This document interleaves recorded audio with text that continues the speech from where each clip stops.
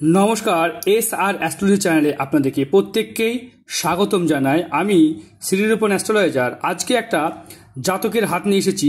খুব সুন্দর হাতটা দেখুন। প্রত্যেকটা প্রশ্নের এই ভিডিওতে উত্তর পাবেন। আর যারা হাত দেখা শিখে চাইছেন তারাও জানতে পারবেন, যারা নিজের হাত মেলাতে চাইছেন তারাও বুঝতে পারবেন। এই জাতক যার হাতের ভিডিও করছি তিনিও বুঝতে পারবেন। তা আমরা একটা ভিডিওর মাধ্যমে সবাইকে বোঝানোর চেষ্টা করব। চলুন দেরি না করে ভিডিওটা শুরু করি। প্রথম হাত বিচার করার জন্য যেটা করা উচিত, হাতের রেখা, হাতের গঠন, হাতের ধরন সব বুঝবো। তবে হাতের কোন রেখার কি নাম সেটা আলোচনা করব। এই রেখাটাকে বলা হয় জীবন রেখা বা আয়ু রেখা, লাইফ লাইন বা জীবন রেখা বলবো। দ্বিতীয় রেখাটাকে বলা হয় যে মাইন্ড লাইন বা আমাদের মস্তিষ্ক রেখা। আর তৃতীয় রেখাটাকে বলা হয়, এই রেখাটাকে বলে হার্ট লাইন বা হৃদয় রেখা। তিনটে রেখা সবার থাকে। অনেকের আবার এরকমভাবে মিলে যায়, দুটো রেখা একসাথে মিলে যায়, যার জন্য সিমিলার লাইন বলা হয়। তারপরে আমরা দেখবো সবাই যে রেখাটার জন্য পাগল হয়ে যায় সেটা হচ্ছে ভাগ্য রেখা। কেমন আছে এই রেখাটাকে ভাগ্য রেখা বলা হয়। আর এখান থেকে রবি রেখা আসে। বাদবাকি রেখাগুলো এখান থেকে ব্যবসা রেখা বা এরকমভাবে তৈরি হয়। স্বাস্থ্য রেখা, এখানে মার্শাল লাইন, এখানে দেখা যায় যে রিং অফ সোলেমান দেখা যায়। হাজারো রেখা এরকম আছে হাতে, অনেকগুলো রেখার নাম আছে। ফিশ সাইন, পদ্ম সাইন, অনেকে শঙ্খ সাইন, বিভিন্ন রকম সাইন আছে বা চিহ্ন আছে, সেগুলো আলোচনা করব। তাহলে এটা বুঝলেন। এবার আমরা ক্ষেত্র যদি দেখেন, এটাকে বৃহস্পতির ক্ষেত্র, শনির ক্ষেত্র, রবির ক্ষেত্র, বুধের ক্ষেত্র, এই চারটে ক্ষেত্র কিন্তু খুব ইম্পর্টেন্ট জীবনে। আর এখানে মঙ্গলের ক্ষেত্র, নিচ মঙ্গল, এরকমভাবে আমরা অনেকগুলো ক্ষেত্র আমরা দেখব। চন্দ্রের ক্ষেত্র, শুক্রের ক্ষেত্র, এভাবে ক্ষেত্র বিচার করব। তাহলে আমরা ক্ষেত্রফল থেকে বেরোলাম। তাহলে এখন আমরা হাতটা আলোচনা করি। তাহলে আপনারা হাতটা মিলান, নিজের হাত বিচার করেন বা নিজের পরিবারের হাত বিচার করবেন। নারী পুরুষ উভয় মিলাতে পারবেন। যাদের যে হাতে যেই চিহ্ন আছে আপনারা ফল পাবেন। তাহলে চলুন হাতটা বিচার করি। দেখুন হাতে যদি দেখেন, হাতের কালার এই যে দেখতে পাচ্ছেন, এই যে গোলাপি গোলাপি কালার হয়ে গেছে এক এক জায়গায়, তার মানে কিন্তু লো ব্লাড প্রেশার বা রক্ত কম থাকার কারণেও এরকম চিহ্ন দেখা যায়। রক্ত কম থাকলে জীবনে যেই পরিমাণ সাকসেস দরকার সেই পরিমাণ সাকসেস আসে না। কথাটা বুঝতে পেরেছেন? অনেকে জানেন না যে শরীর সুস্থ না থাকলে জীবনে সাকসেস রেশিও কমে যায়। আপনার কিন্তু হেলথ নিয়ে খুব ভালো থাকবেন বলে মনে হচ্ছে না। আপনারা যদি অন্য হাতগুলো দেখি, আমরা অন্য হাতগুলো দেখাই, তাহলে বুঝতে পারবো আপনাদেরকে। দেখতে পাচ্ছেন এরকম চিহ্ন, মানে হাতে দেখুন কিছুটা জায়গায় আলাদা কালার, কিছুটা দেখে আলাদা কালার। বুঝতে পারছেন? এরকম কালার কিন্তু কখনোই ভালো নির্দেশ করে না। তবে আমরা এই হাতটা থেকে বিচার করবো। খুব সুন্দর হাতের ছবিটা এসেছে। দেখুন জীবন শক্তি বা কতদিন বাঁচবেন এই বিষয়টা যদি জিজ্ঞাসা করা হয় তাহলে আয়ুরেখা থেকে দেখতে হয়।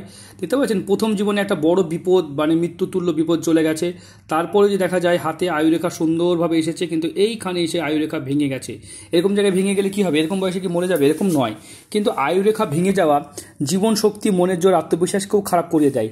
তাই এরকম বয়সে এসে অনেক রকম ডিজিজ, প্রবলেম, বিপদ, সমস্যা থাকতেই পারে। অন্যান্য বিপদের সঙ্গে এই বিপদটা যদি মিলে যায় তাহলে এই বিপদটা কিন্তু অনেক সময় প্রবলেমদায়ক হয়ে যায়। এই রেখাটা আমরা দেখব, রেখাটা কোথা থেকে এসেছে, এখান থেকে নেমেছে না এখান থেকে গেছে। যাই হোক, যেটাই গেছে এটা লাইফ লাইনকেই গার্ড করছে। তাই জীবন নিয়ে অযথা আতঙ্কিত হওয়ার কিছু নয়। হেলথ খারাপ হলে সেটা নিয়ে ভাবতে হবে। দেখতে পাচ্ছেন এখান থেকে কিছু রেখা, এখান থেকে কিছু রেখা, মানে এই জায়গাটা দেখুন ভেঙে আছে, ক্র্যাক হয়ে আছে। ভালো করে লক্ষ্য করলে বুঝতে পারবেন। এখান থেকে রেখা উঠেছে এবং এখান থেকে রেখা উঠেছে, এই জায়গাটায় ভেঙে আছে। এরকম ক্র্যাক যদি কারোর হাতে থাকে, হাতের ছবি তুলুন। অনেকে হাত দেখে বোঝার চেষ্টা করছেন, হাতে কাছ থেকে ছবি তুলুন, ফটো তুলে দেখুন, তাহলে বুঝতে পারবেন জুম করলে। অনেকে মনে করে চেম্বারে গিয়ে বেশি বেটার পরিষেবা পাবো, তা কিন্তু নয়। এখন থেকে আপনারা পাবেন আমাকে কলকাতা দমদমে একদম জংশনে আপনারা পাবেন শনিবার রবিবার। তাই বুকিং করাতে চাইলে অবশ্যই বুকিং করবেন। অনেকে মনে করেন শনিবারে বুকিং করে শনিবারে আসবো, হবে না, ওইভাবে বুকিং পাবেন না। তা আগে থেকে বুকিং নেবেন, তাহলে টাইমটা মনের মতো পাবেন। বুঝতে পেরেছেন? কারণ অনেকেই মনে করেন সবাই তো সন্ধ্যা 6টায়, সবাই 5টায়, সবাই 6টায় টাইম চাই, ঠিক আছে? সবাই কিন্তু 11:30টায় 12টায় টাইম চাই। এবার সবাই তো ওই টাইমটা দিতে পারবো না। তাই আগে যারা টাইম বুক করে নেবেন তারা আগের টাইমটা পাবেন, আর পরে তাহলে অন্য টাইম পেতে হবে, অথবা বুকিং ফুল হয়ে গেলে টাইম দেওয়া যাবে না। চলুন আমরা আলোচনা করব। এই মুহূর্তে মস্তিষ্ক রেখা জাতকের খুব বড় নয়, তাই যে ভীষণ বুদ্ধিমান বা ব্যক্তি কথা বলে ভুল হবে, তবে খুব যে ছোট এই কথা বললেও ভুল হবে। তাই জাতকে কিন্তু মানে হয় না, মাইন্ড লাইন মোটামুটি মিশ্র আছে, না খারাপ না ভালো, বিভিন্ন সোর্স থেকে সে জ্ঞান অর্জন করতে পারে। কিন্তু খুব চঞ্চল, মনের মধ্যে কোনো কিছু ঢুকে গেলে সেটাকে নিয়ে বারবার ভাবতে ইচ্ছা করে। হাতে যদি দেখা যায় এখান থেকে ভাগ্যরেখা উঠে, দেখুন ভাগ্যরেখা থেকে যদি এরকম মিস্টিরিয়াস ক্রস তৈরি হয়, এটা কিন্তু অত্যন্ত শুভ চিহ্ন। অত্যন্ত, পৃথিবীর 3% মানুষ দেখা যায় তারা কিন্তু আধ্যাত্মিক চেতনা, এটাকে বলা হয় ইনফিনিটি সিম্বলও বলা যেতে পারে। এটাকে ইনফিনিটি সিম্বল, অনেকে এটাকে ক্রস সাইন বলে। এই ক্রস সাইন কিন্তু এই যে মেন হচ্ছে, এটা হচ্ছে হার্ট লাইন, এটা হচ্ছে মাইন্ড লাইন, এই লাইনে চলে গেল। মানে আপনার যা কিছু করছেন হার্ট লাইন দিয়েই করছেন, মন দিয়েই করেন। ভীষণ মনের ভালো মানুষ, ভীষণ মন দিয়ে ভীষণ ভালো মানুষ, অন্যের উপকার পরোপকার সমাজসেবা করার খুব মানসিকতা থাকে। অনেকে জানে হার্ট লাইন এরকমভাবে গিয়ে এই পর্যন্ত থেমে যায়, কিন্তু বাদবাকি রেখাটাকে আমরা আলাদা চিহ্নিত করব, এখান থেকে আড়ি রেখা বলেই চিহ্নিত করব এই রেখাটা।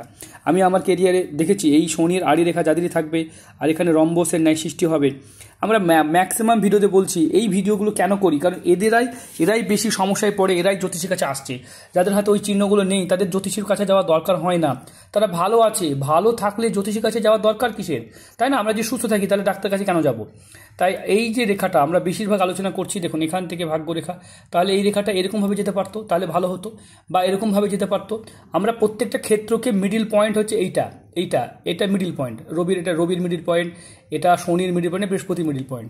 সেখানে না গিয়ে এই রেখাটা যদি এরকমভাবে চলে যায়, বুঝতে পেরেছেন, এরকমভাবে চলে যায়, তাহলে কি বলবো এটাকে আমরা, এটা মিস হয়ে গেল না, মানে রেখাটা ভাগ্যরেখা ইনঅ্যাক্টিভ হয়ে গেল, অ্যাক্টিভ থাকলো না, এটা না বৃহস্পতির না শনির, মাঝামাঝি, বুঝতে পেরেছেন?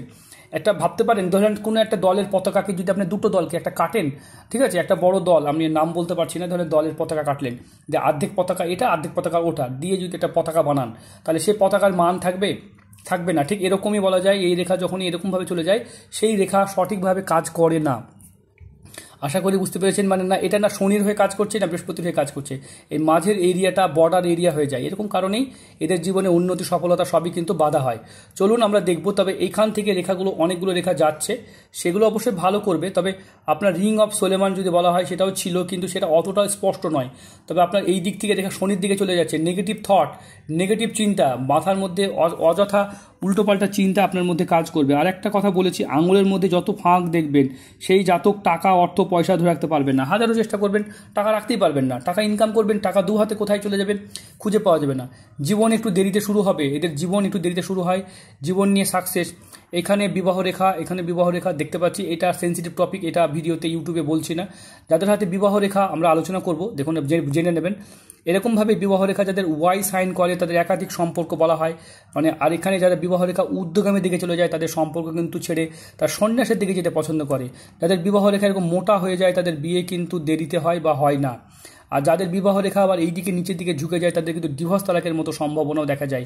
তাহলে বিবাহ রেখা নিয়ে আমরা বুঝতে পারছেন কোন রেখাটা কোন দিকে যায়। অনেক সেন্টিমেন্টাল কথা ভিডিওতে আমরা বলতে চাই না, কারণ এটা জাতকের হাত, উনি পেমেন্ট করেছেন, ওনার পার্সোনাল প্রশ্নের বাইরেও আমরা উত্তর আপনাদের জন্য করছি। তাই যাই হোক, ভিডিওটা এই টপিকটা আপনি ফোন করে জেনে নেবেন, আমরা এখানে আলোচনা করলাম না, ঠিক আছে? আপনি চিন্তা কিসের, আপনি ফোন করবেন, আপনাকে বলে দেওয়া হবে, ঠিক আছে? কারণ ভিডিওটা ফ্যামিলিকে নিয়ে দেখবেন তো, তাই আমরা চাইবো না। চলুন এইখানে দেখবো। আমরা তো আমাদের দর্শক বন্ধুদের জন্য বলে দিলাম কোন রেখার কি মানে হয়। অনেকের বিবাহ রেখা দেখুন অত্যাধিক বড়, অনেক ধনী পরিবারে বিয়ে হলে দেখা যায় অনেকের বিবাহ রেখা এরকমভাবে রবিকে টাচ করে যায়, তাদের কিন্তু চাকরিজীবী বউ পাওয়া যায়। অনেকের আবার দেখা যায় যে বিবাহ রেখাতে দেখা গেল এরকমভাবে গিয়ে এরকম সাইন করে আবার এরকমভাবে এগিয়ে যাচ্ছে। এদের জীবনে কিন্তু একাধিক সম্পর্ক থাকা সত্ত্বেও বিবাহিত জীবন টিকে যায়, নষ্ট হয় না। এরকম একাধিক বিবাহ রেখা নিয়ে অনেক কথা বলা যেতে পারে। চলুন, আমরা এই বয়সে এরকম প্রশ্ন না উত্তর নেওয়াই ভালো। তবে আপনার মঙ্গল কিন্তু যথেষ্ট নিচু মঙ্গল, মানে আপনার কিন্তু জটিলতায়, আইনি ঝামেলায়, আইনি কিচিবিচির মধ্যে আপনাকে মাঝে মাঝেই জড়াতে হবে, পড়তে হবে। আমরা অন্যান্য বিষয়গুলো আলোচনা করব। দেখুন এটা বাম হাতের কালার কিন্তু গোলাপি হলেও কিন্তু কিছু জায়গায় সাদা গোলাপি হয়ে গেছে, আর এবং বাম হাতেও কড়া চিহ্ন আছে, এবং এখানেও কিন্তু আঙুলে ফাঁক দেখতে পাচ্ছি। তাই বাম হাত থেকেও কিন্তু আপনার হাতে কম ব্লাড বা রক্ত কম স্বল্পতা বা রক্ত সংক্রান্ত কোনো সমস্যাকে নির্দেশ করে। এই যে ফাঁক হয়ে যাওয়া, এবং এখানেও দেখতে পাচ্ছি আড়ি রেখা, এখানেও ভাগ্যরেখা কিন্তু মিস হয়ে গেছে। তা আপনি পূর্ণ ভাগ্যবান এই কথা বললে ভুল কথা বলা হবে, তবে আপনার যে ভাগ্য খারাপ এই কথা বললেও ভুল কথা বলা হবে। দেখতে পাচ্ছেন এইখানে যে চিহ্ন আছে, এই চিহ্নগুলো কিন্তু দারিদ্রতার চিহ্ন, মানে এই হাতে যাদের শিরা বেরিয়ে যায়, এটা কিন্তু কঠোর পরিশ্রম করে জীবনকে উন্নতির দিকে নিয়ে যেতে হয়। হাতে মণিবন্ধন ভালো আছে, ঠিক আছে, এগুলো নিয়ে আমরা জন্মকুষ্ঠে বিচার করব, সেখান থেকে উত্তর দেব, সঙ্গে থাকুন। দেখুন জন্মকুষ্ঠী এই মুহূর্তে আমরা দেখতে পাচ্ছেন এইটা হচ্ছে অবশ্যই লগ্ন, এটা হচ্ছে তুলা লগ্ন।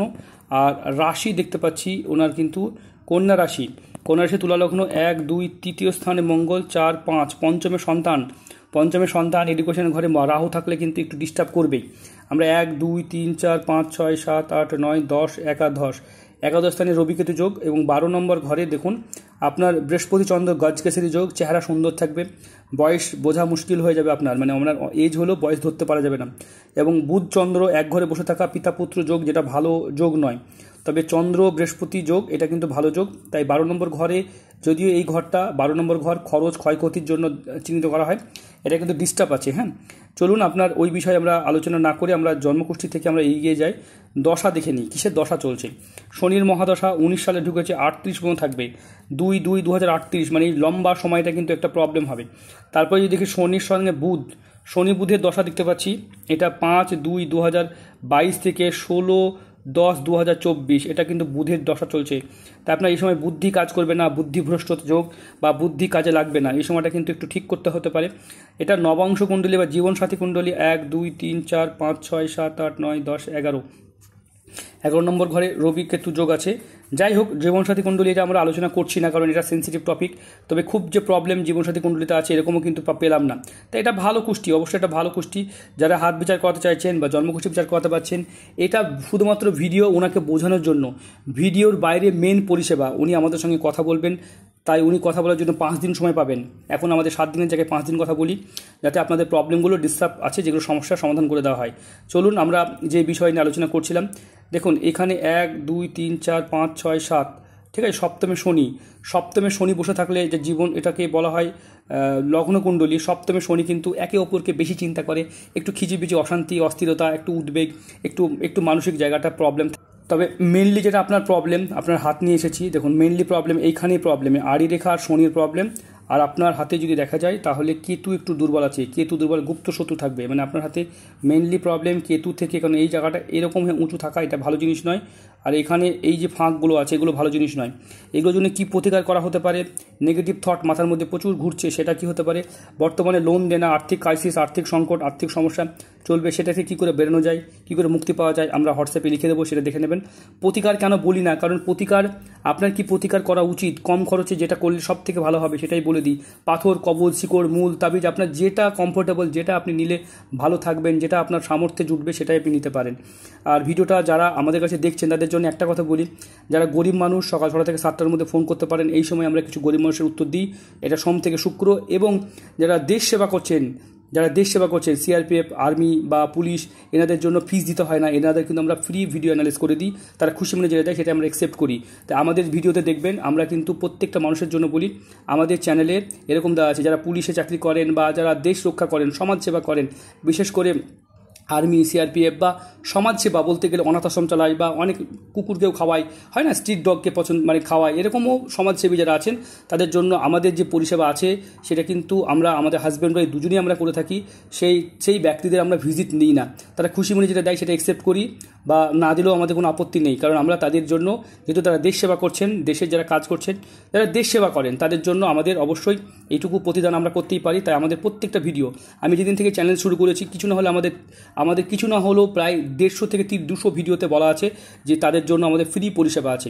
তাই যারা মনে করছেন, এই ধরনের মানুষ যারা আছেন, যদি মনে করেন আমাদের কাছ থেকে কোনো গাইডেন্স নেবেন, তাহলে আমাদের সঙ্গে যোগাযোগ করবেন। ভালো থাকবেন, সুস্থ থাকবেন, দেখা হবে অন্য কোনো ভিডিওতে।